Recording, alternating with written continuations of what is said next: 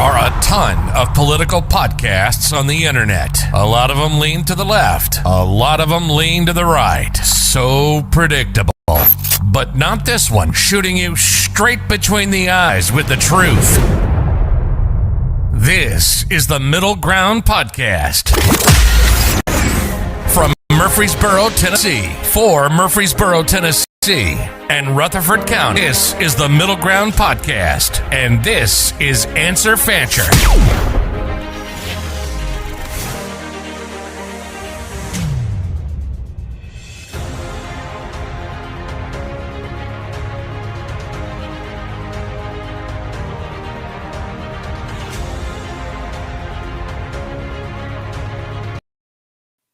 Hello, everyone out there. Hey, this is the Middle Ground Podcast, and I am your host, Answer Fancher. Welcome back, guys. I just want to say thank you to those of you that are tuning in. Thank you very, very, very much. And I'm excited to talk to you guys today. I got a few things I wanted to cover. This week was a really good week. Another week teaching lots of kids at school, which is cool.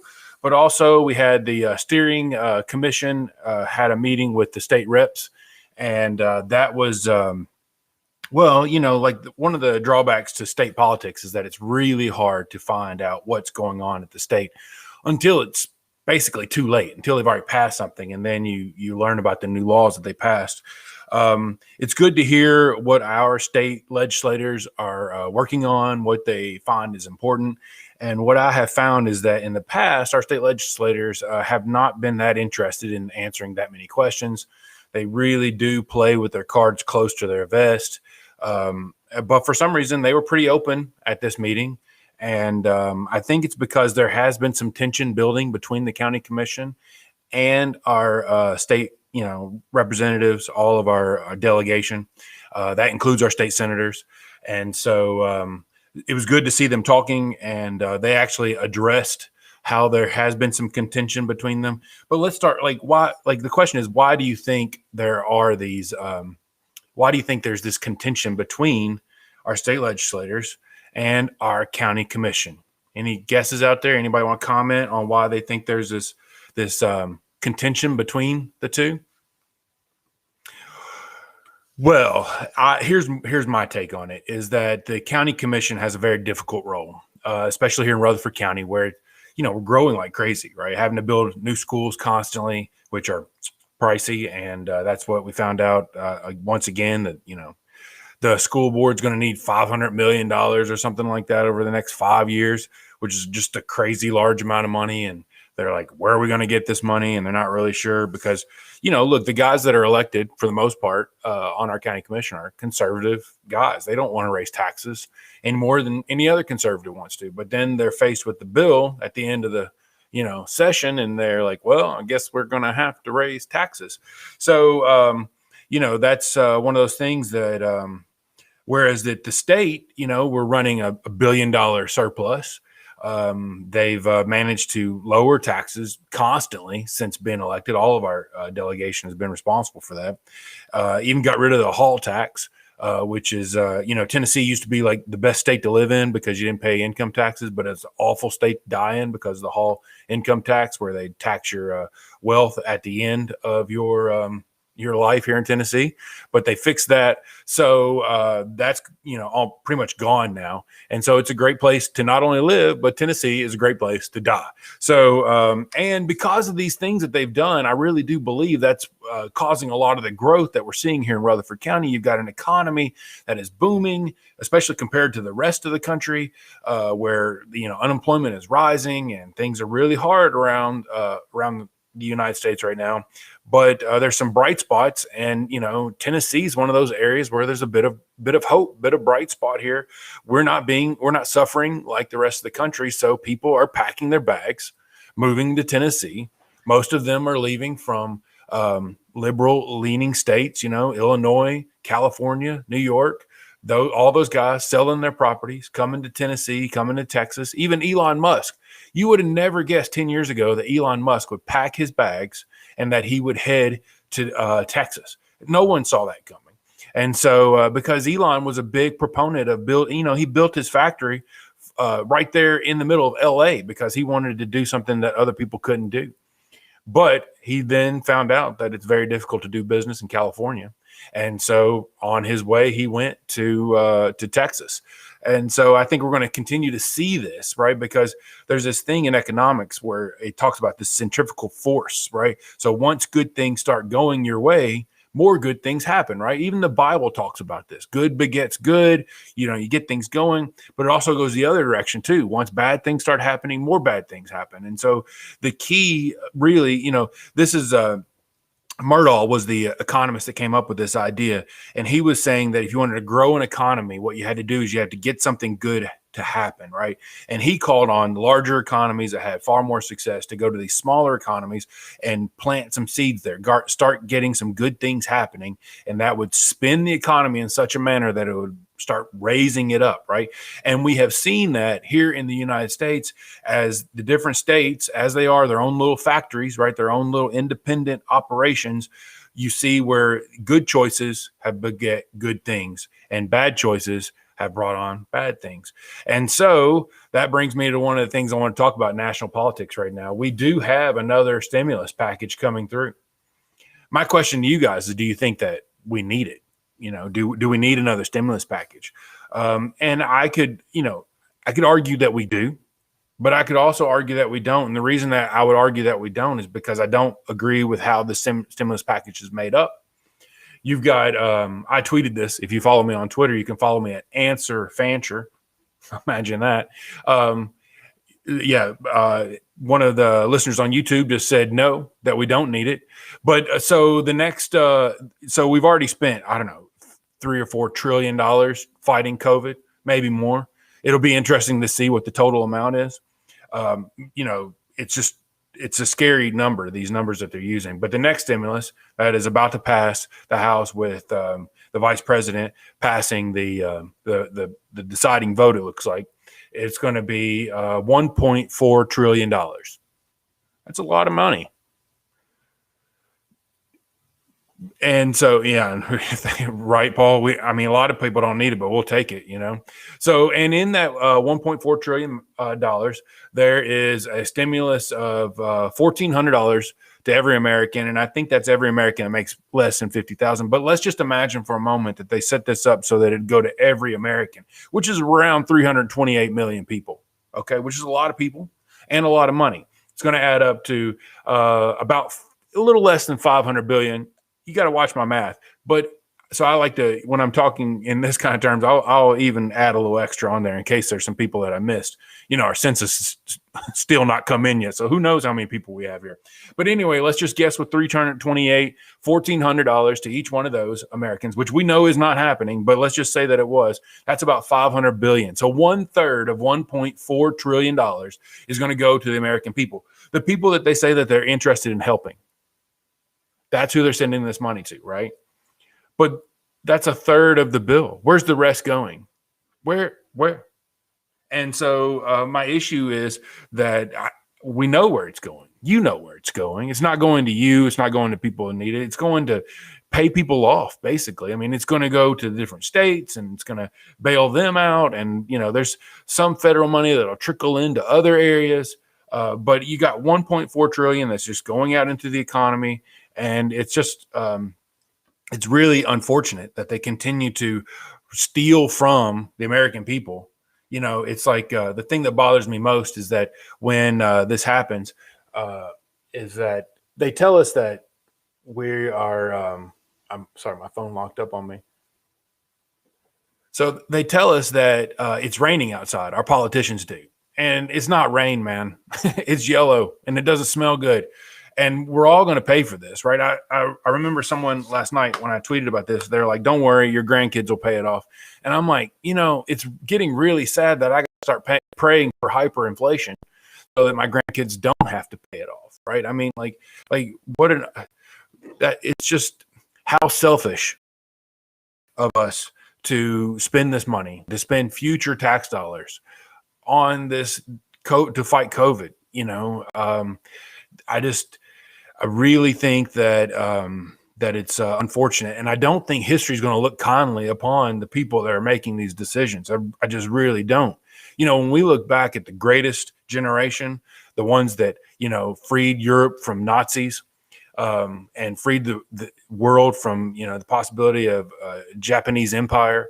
When we look back on those guys, they spent a lot of money, but, they were busy war bonds and things of that nature. A lot of that money that went to the war effort came out of the pockets right away from the American people. It wasn't like this future magical money. They tried to really pay for it as they went.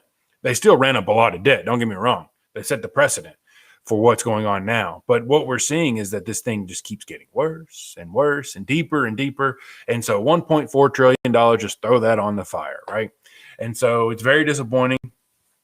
And, here's what really worries me. So here in Tennessee, we live within our means at the state level. We live within our means for the most part. That's why we have some money saved up and low taxes and things of that nature. The state just doesn't do a whole lot for the people of Tennessee because the people there feel like they want to minimize the amount that the state is on the hook for. So our counties get stuck with a lot of the burden of paying for schools and paying, for a lot of the expenses of the schools. In a lot of other states, that's not the case. Like the states pay for far more. But here in Tennessee, the counties are bearing the burden. And in these areas that are growing fast, like Rutherford County and the other large areas, Knoxville and Nashville, the local government is having to carry a far more, like a even greater amount of burden because the BEP formula is jacked up. I mean, you've got Tennessee's in a tough spot. You've got like 10 counties that are growing and, nearly 100 that aren't. And so there's this big divide and it keeps getting further and further. There's a split, right? And so it's a tough spot to be in one of these growing counties if you're in government. I remember reading a book that was talking about how the past 40 years have been a great time to be in government because all our government leaders have done is cut taxes and give more things away. And that the next 40 years are going to be far more difficult because they're going to have to raise taxes and they're going to have to take things away. And I think that we're headed into those areas. And so it's kind of, it's one of those things. I've got a few comments here. Let's mention these. Let's see. Here's one from Brandon Michael. Should the lottery stop paying for college and start paying K through 12? Well, yeah, let's the lottery, man. Look, I'm a free market guy. I love the idea that we can take our dollars and throw them at, a lottery. And in some cases, a lottery makes a lot of economic sense for people, especially when you don't have a lot of hope. At least it gives you hope. But let's be honest, the lottery is a tax on poor people. Rich people don't play the lottery, right? Some do, but they don't play it at the same level of, amount of income that they put toward it compared to what poor people do. And so it's really, really sad to see that going on. Let's see. Taylor Loyal says, you've posted about your opposition to executive orders, and I agree with you. But pop quiz, without looking, which president in our lifetime do you think signed the most executive orders? In our lifetime, most executive orders, I would say that having 2 terms helps. So that's going to knock out Trump and Bush Sr. I'm going to guess that it was, I'm going to go with Bush the second, right? What do you think? Let me know. What was it, Taylor? Anybody else care to guess? Fire in there. I don't know, but Biden's setting a pretty fast precedent right now. I thought about doing a show on just these. Tom says, see if I can show that. Yeah, there's Ronald Reagan. We got Biden, because Biden's at 40 something, and the dude's been in there like less than 90 days. So he's definitely he's rolling through here. And and the thing is, Biden said that to lead this way is how a dictator does, and so I'm hoping that he will slow down. But it's just it's going to be easier to do this, to govern in this manner, and so that's disappointing and kind of sad. Let's see. So I wanted to talk about some of the things that, if you're not following me on Twitter, you probably should be, because that's where all my stuff that I'm going to talk about during the week comes up. Let's see. So we talked about Biden. there's a total jobs number right now that I posted on there that showed how we had such a steep decline because of COVID, right? And how we've come back, but now it's starting to flatten out. And I'm afraid that that has to do with policy coming out of Washington causing this flattening out. I mean, you saw that 40 some thousand jobs were lost because we shut down the Keystone pipeline. And that's just disappointing. So I'm not really sure what that is going to, how this economy is going to get much better from here. But hopefully it will. That's for sure. I'm hoping that. Let's see. So our state reps that were there at the steering committee, Mike Sparks was there. Let's see. Brian Terry was there. Tim Rudd was there. And Charlie Baum. So all four of our state reps were there. We also had our two state senators, which are Shane Reeves, and we had Dawn White. And, one of the things that that bothers me the most about these guys is, like I said earlier, that they don't always answer questions and things like that. But, I feel like they don't do a good job using social media. Some of them do. Dawn White does a great job with her social media. I think Shane does as well. Senator Shane Reeves. And so those guys do a pretty good job of letting us know where they are on different issues and what they're working on, things of that nature. If you haven't had a chance to take Shane's his quiz about what's important, I think that would be good. I'd love to see those results.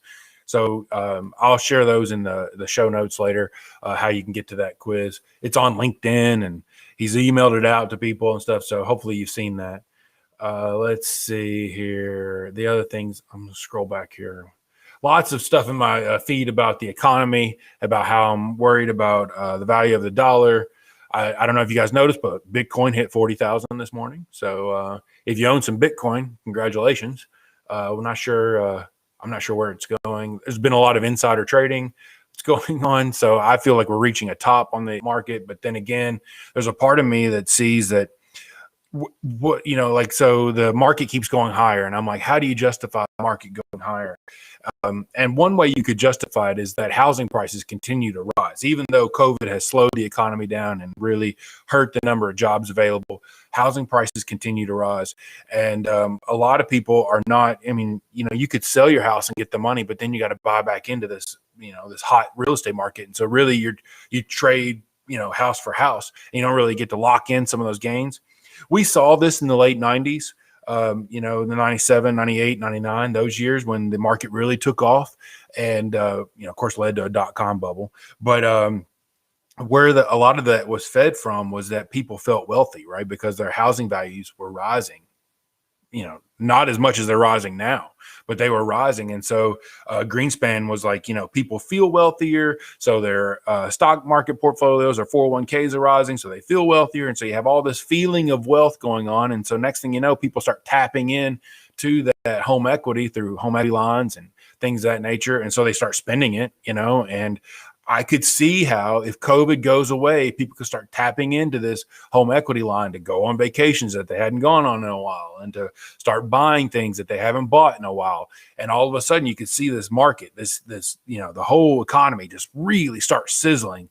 And, of course, the only problem about a sizzling economy and a conducive Federal Reserve is that that's two major ingredients for inflation. And once you get inflation in place and people start thinking about it and expecting it, it's really hard to get rid of it. Go ask Paul Volcker. The only way he was able to get rid of it was by really just hammering the economy by raising interest rates up. You've probably heard people talk about, mortgages at 18%, 20%, things of that nature, having to do balloon payments so they could buy homes. I just don't know how we can buy homes that are $600,000 with interest rates at, near 20%. So if we get inflation, it's going to be bad. It's going to be bad, but they want inflation. And so, look, a growing economy with some inflation can be argued for, and it makes sense to me. We still haven't got an answer from you, Taylor. Did you leave the stream? I might have to look that up, I guess. Let's see. Let's see what Brandon has to say about housing. Housing prices rise due to low interest rates. Check European, Canadian markets. All prices on goods and services rise, yet minimum wage and employees get no raise. Oh, I love it. You want to talk about minimum wage? Thank you so much that takes me to this. Watch this. Maybe it'll do it.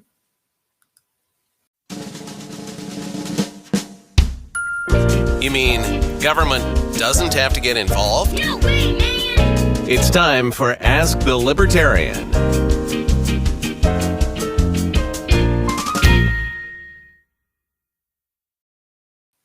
So it's time for Ask the Libertarian. Now, look, I want to start doing this way more often, and I want to bring on other libertarians so we can talk about different, issues that are going on, and so people can learn about how libertarians handle things.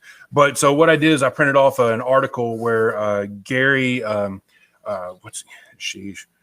Johnson, who ran for president as a libertarian, his ideas on minimum wage.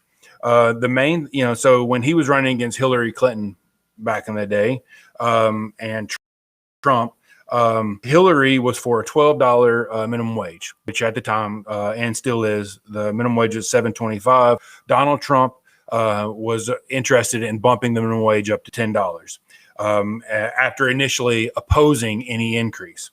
But Johnson said this. And so if I was going to ask Gary Johnson about the minimum wage, this is what he said.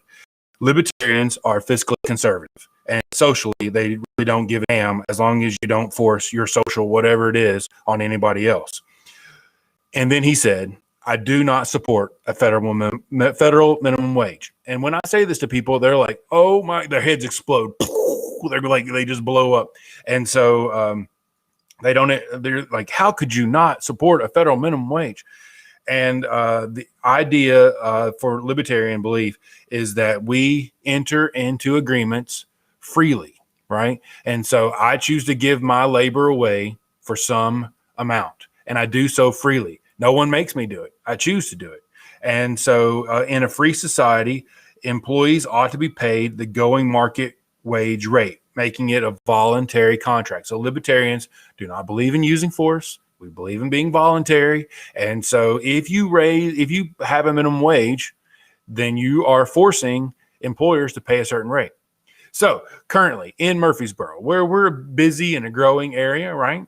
Our minimum wage is what? It's $7.25. That's right. $7.25 is our current minimum wage. And so, but if you go and get a job right now, I've got high school students that are doing it. What do you think they're getting paid? Oh, that's great. Do you think they're getting paid $7.25 like the minimum wage says? Anybody? No. The minimum wage in Murfreesboro is above $7.25. Why is that, Gabriel? Why is the minimum wage above that? If employers don't have to pay above minimum wage because the government's telling them they don't have to, then why would they ever pay above it? That's a good question. Let me answer it. Because they have to. Because people won't work for $7.25 anymore in Murfreesboro. Because they can go get a better job somewhere else that pays more. And so we allow people the freedom to choose where they're going to work. And that's a good thing. It's a very good thing. Because if you raise the minimum wage, let's say we raise it to $9, which is about what people start off at here in Murfreesboro. Let's say we raised it to $9. What does that do to rural counties across this nation? What's it do to places in Kentucky, like where I'm from? What's a $9 minimum wage do? I'll tell you what it does. It loses jobs. People with less skills in less productive areas are going to lose their job. And if you want more unemployment, which some people, look, let's be honest, some people do, and there's nefarious reasons why they want more unemployment. But I want people to be able to work. I want people to earn their own way. I want people to have the dignity of work. And that's why I don't believe in a minimum wage. And that is the Libertarian Minute. There you go. All right. Let's see. Anything else we need to cover before I go? I've been on here for 30 minutes. Let's see here. Oh, the really great thing that I thought was interesting at the steering committee. Of course, our members of our county commission were able to ask them questions, but they did give the reps a chance to talk about what was important to them, and I thought that was interesting. If any of you guys know Mike Sparks, you know that what he cares about is the fatherless issue, right? Like children growing up in homes without fathers, single parent families, and things of that nature. That's a really important topic to him. And every time he's in public, he talks about it because, look, it is a very important issue, whether it be fatherless homes or I think the real issue here, the way to look at it from a libertarian standpoint, is single parent homes are tough, right? Because it's tough to be a parent, number one, and it's tough to do it by yourself, number two, and the economy is very expensive. And so you're often priced out if you've only got one income coming in. So it's a very tough spot to be in. And so I'm for two partner households or more, right? I'm whatever floats your boat is fine by me. But I think that it's important that we realize that our economy works better. And I believe personally that life works better when you have someone to share it with. And so I do believe that we need, children need two parents in the home. And so I'm tiptoeing through the tulips here on this issue. And so let's see. Jason has Mike Sparks cares about protecting the law of the lost cause. Well, I don't know. I think Sparks' heart's in the right spot. I think that if you wanted to improve the number of two parent households, I think you could get some laws in place, some different incentives in place to reward people who stay together. And I think that would be helpful. I think that we need to find, if you're on any type of government program and you move with someone who has a job, you do run the risk of losing your benefits. And so that's tough, right? And so the government actually incentivizes single parent households. And it's, you see it as a teacher. You see these kids that are in households where basically the kids are running the roost. And, the issue is that the parents are tired, man. You spend all day working, and then you got to come home and try to parent. And kids are relentless, man. They're just relentless. They pound and they pound and they push and they grind until they get their way. And if you don't have someone there to help you, man, it's a tough spot to be in. And so kids end up paying in the long run, right? Because they take that short-term benefit and they aren't able to delay the gratification. And so it causes a lot of problems. Look, you're right, Jason. Jason just bring it. Yeah, screw folks who leave abusive situations. They shouldn't be incentivized. Look, I am in no way in favor of people staying in an abusive situation. I don't believe we should have abusive situations, okay? So therefore, I'm not in favor of leaving people in those. But you have to admit that two incomes is better than one. You have to admit that. You also have to admit that two sets of eyeballs and two people pouring into one child or more than one child is better. You have to admit that. If I admit that some people do leave a relationship because of an abusive situation, and I agree with you that that's an issue, then you have to agree with me that two is better than one. And so, and then also I think that if you move grandparents in, I think that can be helpful. I think that it takes a village to raise children, but it starts with the parents at home. And so, anyway, Mike Sparks, he managed to get in his point about that. Let's see here. Charlie Baum has a bill that's going to allow the county to self-insure. Self-insure itself on certain employees. I think right now they have to buy a bond. If a county, what his bill will do is if a county self-insures its medical coverage, then it allows it to self-insure for other areas, which makes sense. If counties have the ability to do that, they should. And so thank you for agreeing with me, Jason. You're a good man. So that's a good issue. Let's see. So Tim Rudd, my rep, he's come on the show a few times. Good dude.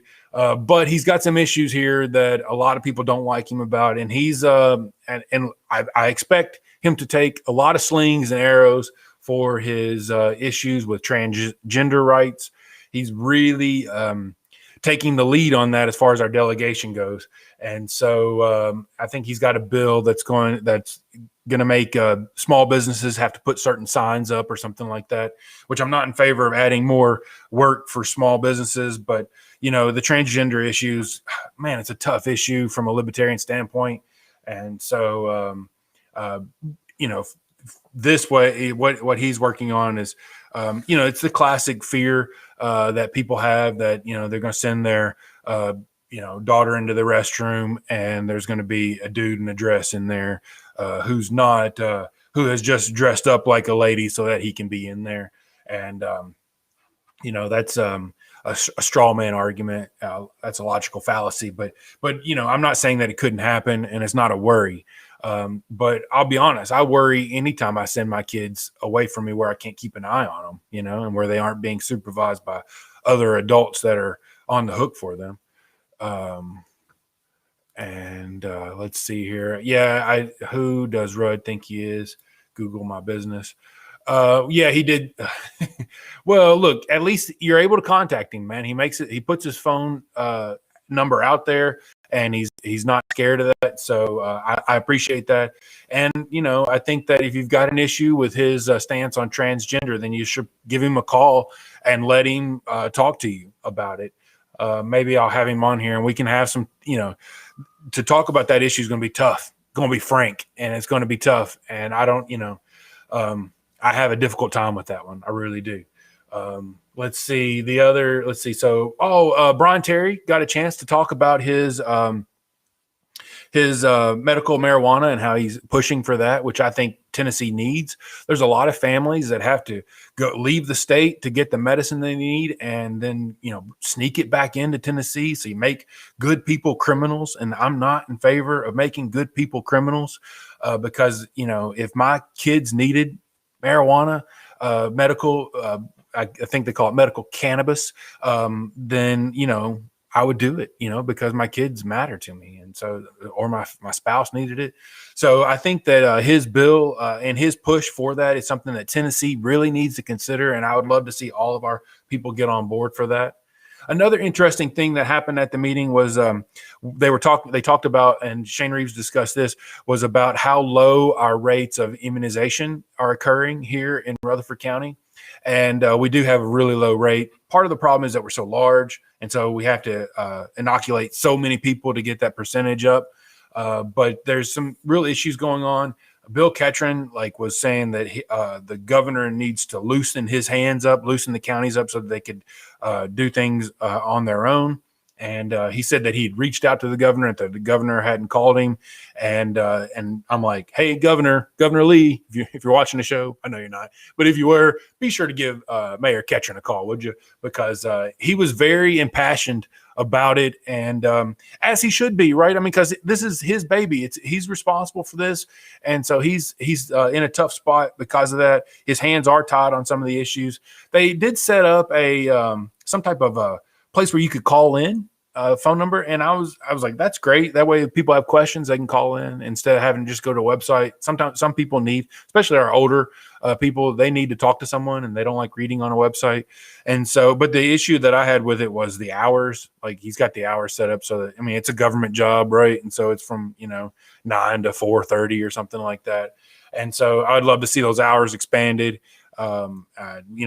The government works 24 hours on police, so I think we can find some people that can answer the phone after hours. If it's important, then we should offer some better hours, would be my feeling on it.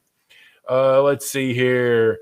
Anything else I need to bring up? Oh, and Dawn White, her real issue that she was cared to share with the group was that she really cares about trafficking, illegal human trafficking, and not that any type of human trafficking could be legal, but anyway, that's really her thing. And so, Dawn has been great as a state senator. She's very valuable for our county. To consider that she's only been in the Senate for, a couple terms, she's really moved up the ladder quickly. And so that's good for Rutherford County. She was a big part of what happened with the education here. And so, teachers, we can thank Dawn White for the raise that we got. Let's hope that it sticks around.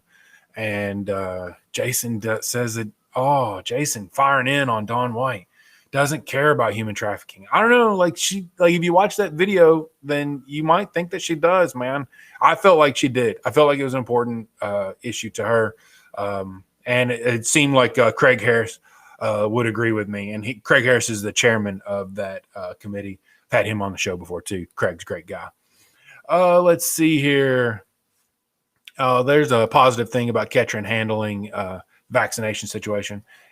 Yeah, I mean, I think Ketron did good, did well.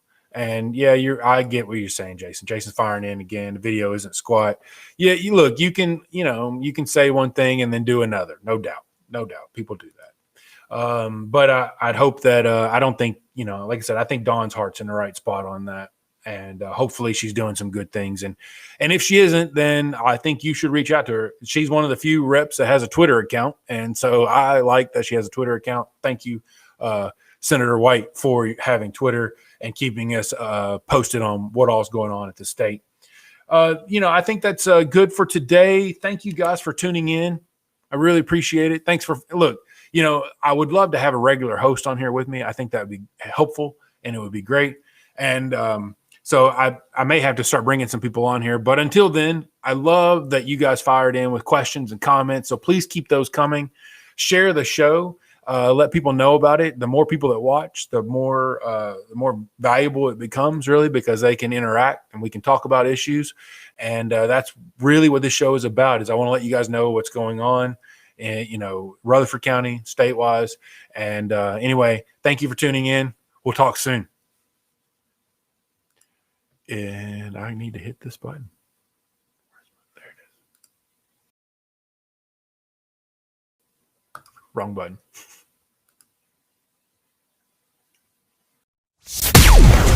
You've been listening to the Middle Ground Podcast, hosted by Answer Fancher.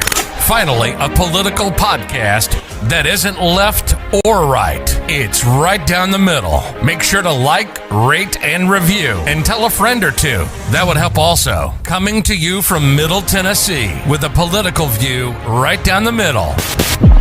You've been listening to the Middle Ground Podcast. See you soon.